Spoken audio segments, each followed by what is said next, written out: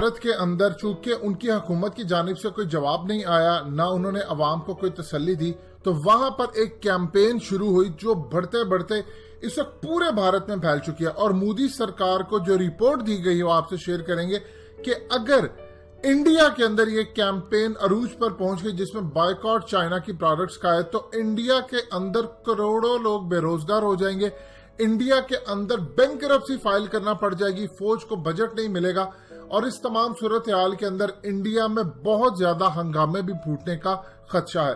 अब आप सोचेंगे कि चाइना का ऐसा क्या है बायकॉट करने से इंडिया को क्या नुकसान होगा। जरा सुनते जाइएगा और आप हैरान होंगे कि इंडिया सारी जिंदगी भी चाइना के आगे अब खड़ा नहीं हो सकता जो उसने इसका हश्र किया है। सोनम वांगचुक ये बेसिकली एक इंडियन इंजीनियर है, इनोवेटर है और एजुकेशन रिफॉर्मिस्ट है। ये वो शख्स है जिनकी लाइफ की स्टोरी ने विनोद चोपड़ा को इंस्पायर किया था और उन्होंने 3 इडियट्स के अंदर आमिर खान का जो कैरेक्टर रैंचो के नाम से था उसको बाद में उन्होंने ऐड किया, यानी इनकी लाइफ से इंस्पायर होकर उन्होंने रैंचो का कैरेक्टर लिखा था। अब इन्होंने कैंपेन चलाई 3 इडियट्स के बाद, ये पूरी दुनिया के अंदर मशहूर हो गए, ये हुकूमती लेवल पर भी काम कर चुके हैं। इन्होंने कैंपेन शुरू की कि बायकॉट करें आप इंडिया की प्रोडक्ट्स का।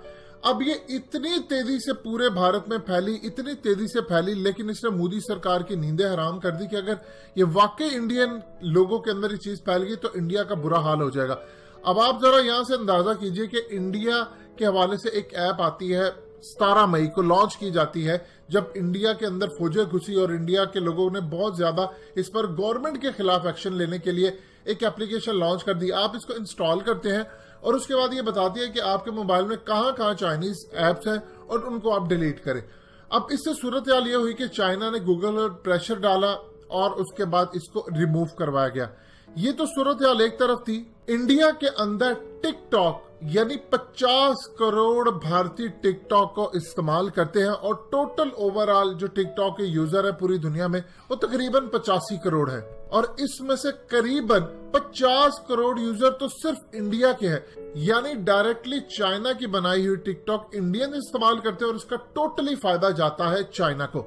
शायद ही भारत का कोई घर हो जहां पर यह इस्तेमाल ना होती हो। अब अगर टिकटॉक बंद होती है तो सबसे ज्यादा फ्रस्ट्रेशन होगी यूथ के अंदर, क्योंकि वहां पर बहुत ज्यादा इसको इस्तेमाल किया जाता है इंटरटेनमेंट के तौर पर।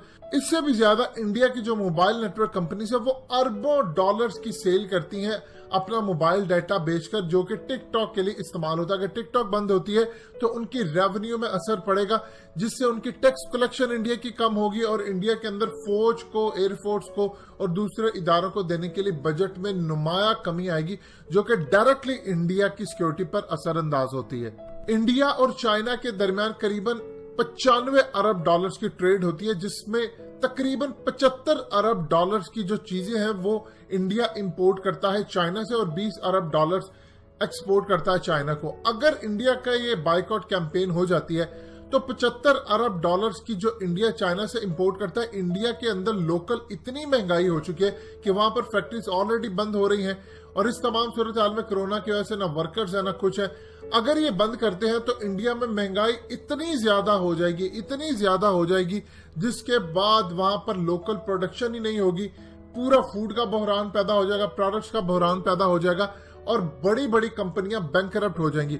अगर 20 अरब डॉलर जो इंडिया एक्सपोर्ट करता है चाइना को वो नहीं होती तो इंडिया की बड़ी कंपनियां बैंकरप्सी फाइल कर देंगी। मोदी जब आया तो इंडिया के अंदर चाइना ने उस वक्त तकरीबन 2014 में 12,000 करोड़ इंडियन रुपीस इन्वेस्ट किया था, जो कि इस वक्त करीबन 65,000 इंडियन करोड़ रुपीस हो चुका है 2020 के अंदर। और ये इंडिया के अंदर बहुत बड़ी बड़ी कंपनीज में चाइना की इन्वेस्टमेंट है, यानी चाइना की जो मोबाइल मैन्युफैक्चर कंपनी है उसने तकरीबन 4,000 करोड़ इंडिया के अंदर इन्वेस्ट किया है। और चाइना ने खेल बड़ा जबरदस्त खेला कि बहुत सारी जो कंपनी थी वो सिंगापुर या दुनिया के दूसरे ममालिक के अंदर थी, लेकिन वो है चाइना की कंपनीज, लेकिन वो इंडिया के अंदर इस वक्त इन्वेस्ट करके बैठी है। अगर ये तमाम की तमाम बायकॉट होती है और वो रोक लेते हैं तो इंडिया के अंदर बेरोजगारी बहुत ज्यादा हो जाएगी, क्योंकि तमाम की तमाम कंपनियां छोड़कर चली जाएंगी। इंडिया ने स्टार्टअप के लिए जो पैसा लिया है वो कई लाख करोड़ जो लिया है वो चाइना से लिया है। इंडिया की बड़ी बड़ी जो कंपनी है स्टार्टअप के लिए उसमें से तकरीबन 70% चाइना की है। और इंडिया की जितनी बड़ी कंपनी है, Paytm, Snapdeal, Zomato, Ola, hike और उसके अलावा बिग बास्केट, ये जितनी बड़ी कंपनी है, ड्रीम 11 भी, ये तमाम की तमाम चाइना की है और इनमें कई हजार करोड़ की इन्वेस्टमेंट चाइना की है। 70% भारतीय कोई ना कोई लाजमी चाइना की एप्लीकेशन इस्तेमाल करते हैं। अब आप ये देख लें कि इंडिया के अंदर चाहे ओप्पो हो, ह्यूमी हो या कोई भी दूसरी बड़ी टेक्नोलॉजी और मार्केट कंपनी जो मोबाइल सेक्टर है, वहां पर तकरीबन 72% उसमें चाइना का शेयर है। यानी जितने मोबाइल फोन बिकते हैं, चलते हैं इंडस्ट्री, उनकी 72% चाइना का शेयर है। उनकी टेलीविजन मार्केट हो, उनकी ऑटो मार्केट हो, ये जितनी बड़ी कंपनीज, ये तमाम की तमाम उसमें चाइना का हिस्सा है। अगर इंडिया बाइकआउट करता है तो आप ये देखिए कि इंडिया बैंकरप्ट हो जाएगा, करोड़ों लोग बेरोजगार हो गए, इंडिया के अंदर से चाइना पैसा निकालेगा और इस तमाम सूरत हाल में हंगामे फूटने का खदशा है। ये मोदी सरकार को रिपोर्ट दी गई और कहा गया है कि अगर बाइकआउट कैंपेन को रोका ना गया चाइना की खिलाफ, जो इस वक्त इंडियन मीडिया और इंडिया के अंदर आम लोग चला रहे हैं, तो आप समझ लीजिए फिर इंडिया के बुरे दिन बदतरीन शुरू हो जाएंगे। हम मजीद चाइना के आगे लेट जाएंगे।